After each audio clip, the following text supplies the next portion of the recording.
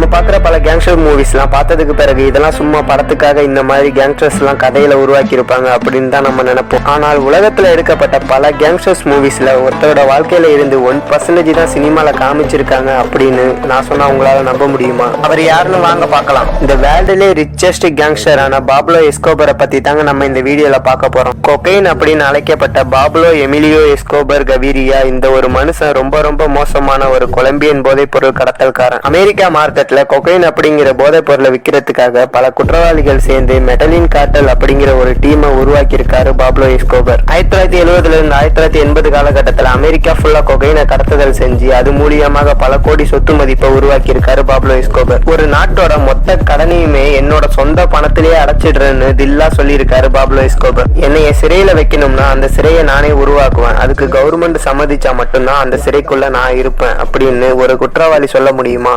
ஆனா Pablo Escobar சொல்லியிருக்காரு. அது மட்டும் இல்லங்க, தனக்கான உருவாக்கப்பட்ட அந்த சிறையை ஒரு 5 ஸ்டார் ஹோட்டல்ல உள்ள எல்லா வசதிகளுமே கொண்ட மாதிரி அந்த சிறையை ரெடி பண்ணியிருக்காரு. அது மட்டும் இல்லங்க, ஹெலிகாப்டர் வந்து போறதுக்கான பாதையும் உருவாக்கி இருக்காரு. கூடவே ஸ்விம்மிங் பூல், பப்பு, பாரு, தியேட்டர் அப்படின்னு எல்லாமே அந்த ஒரு சிறைக்குள்ள வச்சிருக்காரு. ஆனாலும் அந்த நாட்டு அரசாங்கத்தால பெருசா எதுவும் பண்ண முடியல. வேற வழி இல்லாம அவங்க பாப்லோ எஸ்கோபரை சமாளிச்சு தான் போயிருக்காங்க.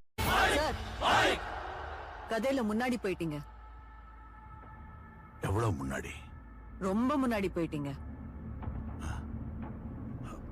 பாப்லோ எஸ்கோபர் 1949ஆம் ஆண்டு டிசம்பர் 1ஆம் தேதி கொலம்பியாவை சேர்ந்த ஒரு சின்ன கிராமத்துல ஒரு சாதாரண குடும்பத்துல பிறந்திருக்காரு. சின்ன வயசுல இருந்து வறுமையான சூழ்நிலையில வாழ்ந்த பாப்லோ எஸ்கோபர் எப்படியாவது அந்த நாட்டோட ஜனாதிபதியா ஆகிடணும்ட்டு ரொம்பவும் ஆசைப்படுறாரு. ஜனாதிபதியா ஆகி எப்படியாவது அந்த நாட்டோட கஷ்டத்தை மாத்திடணும்ட்டு நல்லா படிக்கவும் ஆரம்பிக்கிறாரு. ஒட்டாமோ அப்படிங்கிற ஒரு சின்ன காலேஜ்ல பாப்லோ எஸ்கோபர் படிச்சுக்கிட்டு வரும்போது அவரால் சரியான டைம்ல ஃபீஸ் கட்ட முடியாதனால பாப்லோ எஸ்கோபரை காலேஜை விட்டு நிப்பாட்டிடுறாரு. என்ன செய்யறதுன்னு தவிச்ச பாப்லோ எஸ்கோபரோட மனசு கொஞ்சமா கிரிமினலா யோசிக்க ஆரம்பிக்குது. முதல்ல ஃபேக்கான லாட்டரி டிக்கெட்ஸை விற்க ஆரம்பிச்சாரு. அதுக்கப்புறம் மோட்டார் பைக்ஸ் எல்லாம் திருடி விற்க ஆரம்பிச்சிருக்காரு. அதுக்கு பிறகு கல்லறைகள்ல உள்ள கிரானைட் கற்களை தோண்டி எடுத்து சுத்தம் பண்ணி அதை நல்ல விலைக்கு மார்க்கெட்ல வித்து நல்லா சம்பாதிக்க ஆரம்பிச்சிருக்காரு பாப்லோ எஸ்கோபர். அப்படியே கொஞ்சமா அவர்கிட்ட பணம் குவிய ஆரம்பிக்குது. பணம் அவர்கிட்ட சேர நண்பர்களும் அதிகரிச்சுக்கிட்டே இருக்காங்க. பிரச்சனைகள் அடிதடி, கட்ட பஞ்சாயத்து அப்படின்னு நாளுக்கு நாள் வளர்ந்துகிட்டே போகுது. 1974 தான்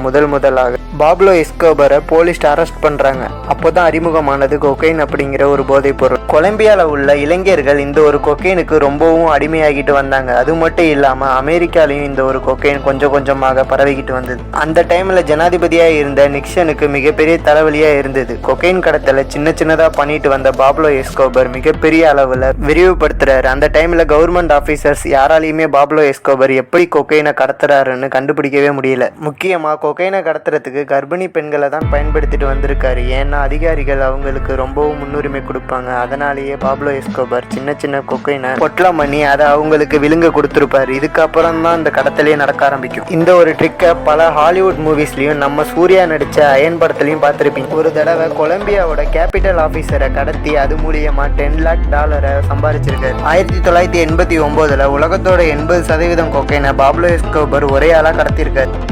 முக்கியமா கடல் வழியில கடத்தலை அதிகமா பண்ணிட்டு வந்திருக்காரு. அதுலயும் டயர் டியூப்ல கிலோ கணக்குல கொக்கைனை மூட்டையா கட்டி கடல்ல தூக்கி போட்டிருக்காரு. அந்த ட்ரிக்ஸ் அவங்க டீம் மெம்பர்ஸ்க்கு மட்டும்தான் தெரியும். அதனால கொக்கைன் கடத்தல் ரொம்பவுமே அதிகமானுச்சு. இதே மாதிரி நாயகன் படத்துல ஒரு சீன் இருக்குது. இது எல்லாத்தையுமே பாப்லோ எஸ்கோபர் தான் இந்த உலகத்துக்கு கத்து கொடுத்தது. பாப்லோ எஸ்கோபர் தனக்கான மாளிகையை மட்டும் கட்டி வாழாம அவரை சுத்தியுள்ள பொதுமக்களுக்கு நிறைய உதவி செஞ்சிருக்காரு. முக்கியமா இலவச காலேஜ், இலவச ஹாஸ்பிட்டல், இலவச பார்க், இலவச தியேட்டர் அப்படின்னு நிறைய உதவிகளை செஞ்சிருக்காரு பாப்லோ. இதனால அங்க உள்ள மக்கள் மத்தியில இவரோட செல்வாக்கு பல மடங்கு உயர்ந்து. பாப்லோ எஸ்கோபர் சின்ன பையனா இருக்கும்போது ஜனாதிபதியா ஆகணும்னு ஆசைப்பட்டார்ல, அந்த ஆசை அவருக்கு இன்னும் போகவே இல்லை. ஒரு தனியாளா கொலம்பியால ஒரு அரசாங்கத்தையே நடத்திக்கிட்டு வந்திருக்காரு பாப்லோ எஸ்கோபர். 1976ஆம் ஆண்டு பாப்லோவுக்கு 27 வயசு ஆகுது. அந்த டைம் மரியா விக்டோரியா அப்படின்ற 15 வயசு பெண்ணை கல்யாணம் பண்ணிருக்காரு. பாப்லோ எஸ்கோபர் மேரேஜ் பண்ணிட்ட பிறகு அவரோட ஃபேமிலிக்கு ரொம்ப இம்பார்ட்டன்ட் கொடுத்திருக்காரு. பாப்லோ எஸ்கோபருக்கு 2 பிள்ளைகள் இருந்தாங்க. அதுலயும் தன்னோட மகள் மேல எவ்வளவு பாசம்னா, ஒரு நாள் அவரோட மகளுக்கு குளிருதுன்னு சுமார் $2 மில்லியன் கொளுத்தி குளிர்காய வச்சிருக்காரு பாப்லோ எஸ்கோபர்.